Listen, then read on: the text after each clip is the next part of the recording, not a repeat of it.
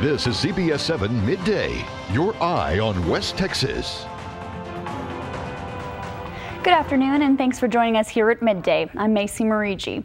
An early morning crash leaves one person dead and another in critical condition, making it the 20th fatal crash in Midland County this year. According to our partners at the Midland Reporter Telegram, the crash happened Sunday morning on Highway 191 near Faudree Road.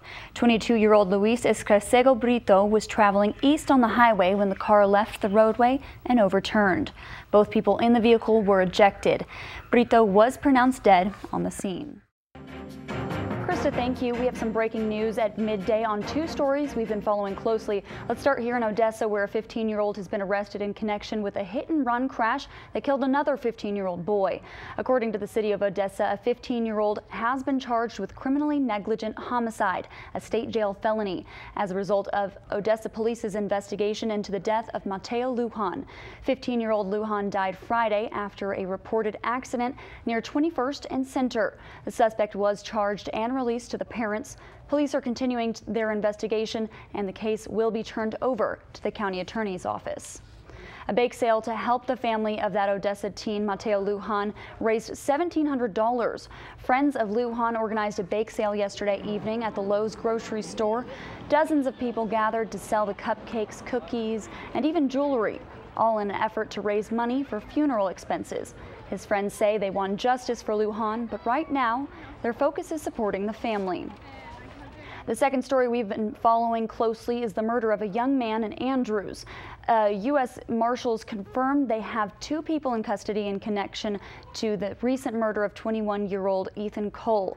Andrews police tell us they have been working with the U.S. Marshals. The men were believed to have left the city. Steve Clark with the U.S. Marshals tells CBS 7 they picked up one female and one male yesterday. According to Clark, they were charged with homicide in connection to the case. Cole's body was found last Monday in Martin County after law enforcement received a tip describing the whereabouts of the body.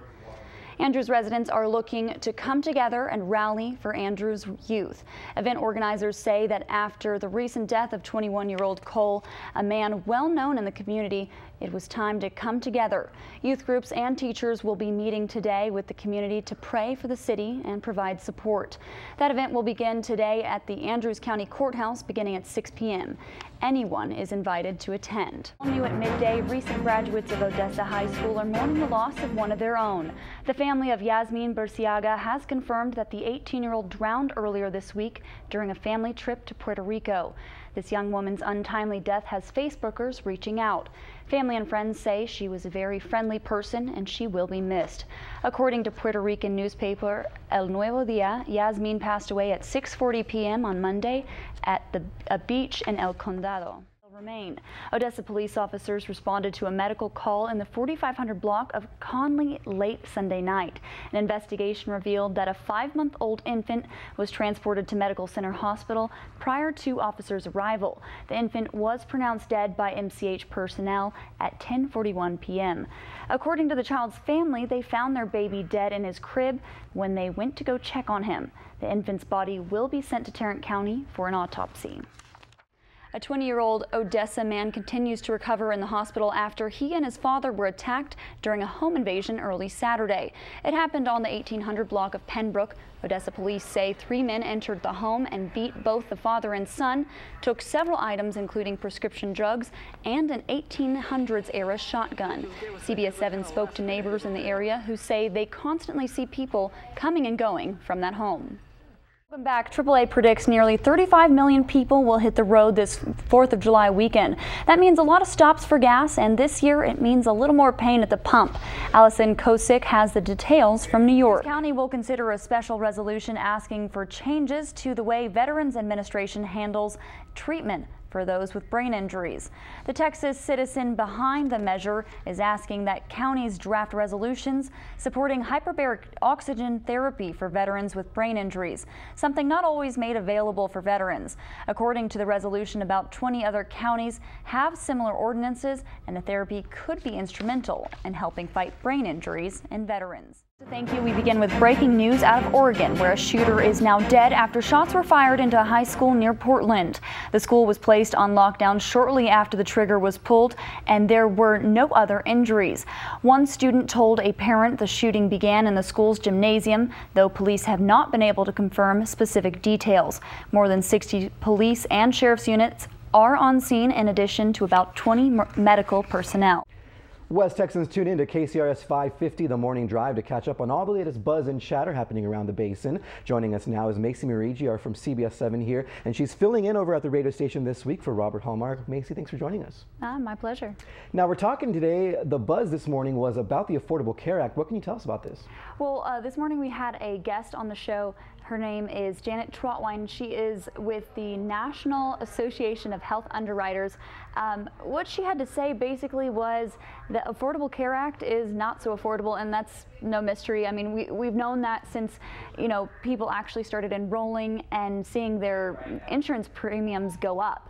But what she really had to say was that buyers need to beware of their insurance because you have to understand what insurance is going to pay for and what they're not going to be paid for. And the reason for that is there's a new system for providers to share with insurance companies what you've had done or what the issue was. And there's this coding system. So, for example, in the past, insurance companies or providers would tell insurance companies, Robert Guadarrama broke his tibia. And that was it. That was the code that they needed. Well, now instead of saying Robert broke his tibia, it's Robert broke his tibia slipping in the bathtub. So it's a more complicated code, and there's more to it. So if you go to the doctor, you need to make sure to get an itemized account or receipt, if you will, of what those providers are doing for you. Because if they get the code wrong, then your insurance company won't pay for that service, or they'll just tell you, sorry, it was miscoded, we can't do anything about it. So you really need to pay attention to what that code is and if it matches what happened or what you had done. So what happened was, I'm not sure what the original amount of codes were, but now there are 13,000 different codes. Wow. That insurance companies are looking for. And also what we talked about is vision and dental are extras. If you want your glasses or your contacts covered, or your filling or whatever you're having done to your teeth, if you want that covered, that's extra. That's not included in your basic insurance. Another thing we talked about is that emergency rooms should experience some relief. In the past, people would just go straight to the emergency room if they had any issues, but now that they're covered, for the most part, now that they're covered, they should be able to go to any physician. So what they need to do is go to their insurance providers and say, hey, if there is something wrong with me, where do I go? Which physicians can I go to? So that's an important thing to think about when talking health insurance. And it sounds like really it's a lot more detailed. The process is a lot more complicated now. But some may argue, Macey, that this is actually a good thing, that these procedures are more detailed because they are set up to make sure that nothing falls through the cracks and there are no loopholes in the process. What are your viewers saying, or the listeners saying on the radio show this morning? Well, yeah, there's a lot more accountability, but yeah. A lot of the listeners are still worried about, I'm paying more for insurance. We had, put a question out there on Facebook, and we got some people asking us questions saying, to cover me, myself, my wife, and my child, it's $800. Why is it so expensive? Well, actually the providers are the ones that are kind of the victims here, because they're charging less, smaller co-pays, and they're providing to more people. Absolutely, and it's called the Affordable Care Act. I think people are expecting all of their premiums to go down, but really it's only affordable for some Americans and not all. Yeah. Macey, now we're talking about another issue. Bo Bergdahl is back in the U.S., actually now in San Antonio in the hospital, and I'm hearing that you were talking about he's being, obviously when he came back, since he came back, there's been a lot of controversy surrounding bringing him back and trading in those prisoners for him. Now, what's being done now? What is he being exposed to now? Well, yeah, you know, he came back and he's recovering, and reports are saying that he's eating and sleeping on a regular schedule now. But what we're hearing is that he's now being exposed to the media coverage of the controversy surrounding his return, which, I mean, for him, it's got to be, you know, kind of tough to hear that there's a lot of negative feedback, you know, surrounding his return. Now, what's interesting is yesterday there were reports that Major General will be investigating his, you know, the accusation that he deserted before he was taken by the Taliban. And we had a caller who was a 35-year Army veteran who said, in his experience, the highest ranking official or highest grade of someone that would investigate a case like this would be a captain. So it's kind of interesting that someone, a two-star general, is looking into this issue. You know, the thing is it's getting political. It's very political at this point.